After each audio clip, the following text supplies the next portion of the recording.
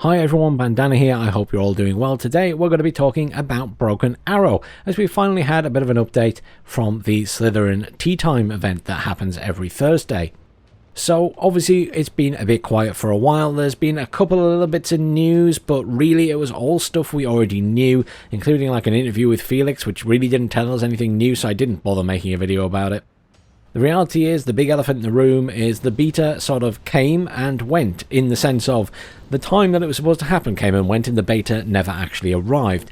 Well, sounds like they've been having issues and that's why it's been delayed. So the latest news is the game has been pushed back to a Q1 2024 launch. Likely launch. Now, they kept stressing likely, and I can't help but feel that it may well get pushed out further to Q2. The reason for that is I think they're struggling with the multiplayer side of things and it's not running as stably as they would like. And one of the reasons for this delay and the delay of the beta is that they are very desperate to release the game in a good and stable state, because they know that over the last year a lot of games have released in a very bad way and they really don't want to be one of those games.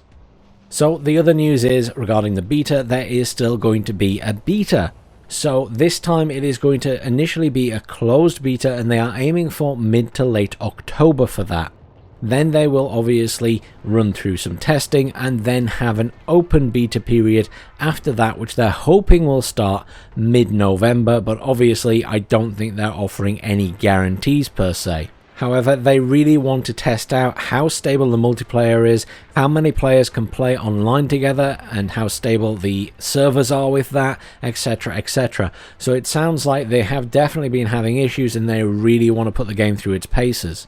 So chat's next question and your next question was going to be, how do I get into the closed beta? Well, apparently the closed beta will be run through their website.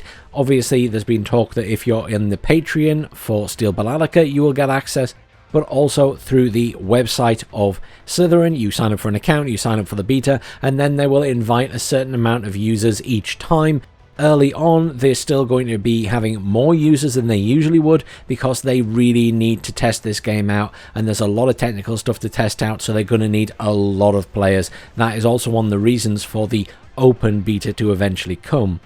Someone also asked what was happening regarding streaming of the betas. Well, they said that initially for the closed beta, especially at first, there will be no streaming. After that, they will be looking to do streaming with their partners or content creators they're friendly with and have supported them, so that they get first dibs on showing off the content. Once they are happy, it is stable enough to be shown off. So again, no time frame. They also say that once it goes open beta, then yes, it's very likely that it will be streamable, but they don't want to put it out too early and everyone see it in a bad state, because that might produce very negative press, obviously.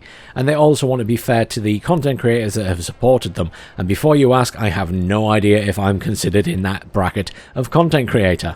It was also very much noted at this point in time there is no pricing on the game. They have no idea what they're going to charge for it in the grand scheme of things. I expect it's going to depend on how long it takes to make it and how much in the end it costs them. The other news was that they are indeed planning DLC, and the DLC schedule is already being drawn out. Now, the plan is that each DLC will have a faction and scenario / a campaign to go with that faction. So these won't be small DLCs, they'll be like mini expansions type of thing. So they're going to take a little bit longer to produce, but they'll be more worthwhile for the money, I guess. Depending on how much they cost, of course. But that said, I'm really pleased with this way they're going about it, because I like the idea of having a faction and some scenarios to go along with that faction, rather than just a faction or a couple of units here and there for a smaller DLC. I think this is a good way to go for the game. The other little bit of information that was kind of leaked here was the fact he said the PRC were going to be added as a faction. That's the People's Republic of China to me. I don't know about anyone else, but it sounds like they will be the first faction added in the first DLC, because it was obviously written down in his notes and they've obviously discussed it. So watch this space. There obviously will be other factions as well. They just didn't give us any other hints. The other news is that there's going to be a new trailer coming in the next couple of weeks. It's a little bit delayed, but it's going to be focused around the whole unit customization side of things. Though he mentioned something about there might be some pricing of units in there, but really I feel like that's the sort of thing that's going to be rebalanced before launch anyway, so I wouldn't get too excited about the pricing of units at this stage. Another little tidbit of information that came across someone asked was about the makeup of the team, and apparently it's a lot bigger than it was originally. They've employed people from all over the world. It sounds like they've got more than one ex-Eugen Systems, so I'm assuming it's not just Felix anymore that used to work there.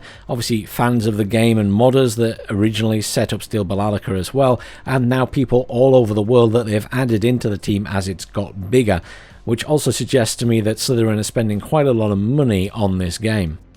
However, that's pretty much everything in terms of the new information we got. The only thing I'll leave to say is, for those who wanted a quick summary, game delayed, beta delayed, beta is coming, open beta will hopefully be mid-November, but I'm not counting my chickens. Obviously, it's already been delayed quite considerably. The launch is supposed to be Q1 next year. We'll see about that as well. I'm not 100% convinced yet. It sounds like they're having issues with the multiplayer side of things and need to do a lot of technical testing on that still. There you go. Thanks for watching, everyone. Please do like, share, subscribe. Have a great weekend, and I'll see you all soon.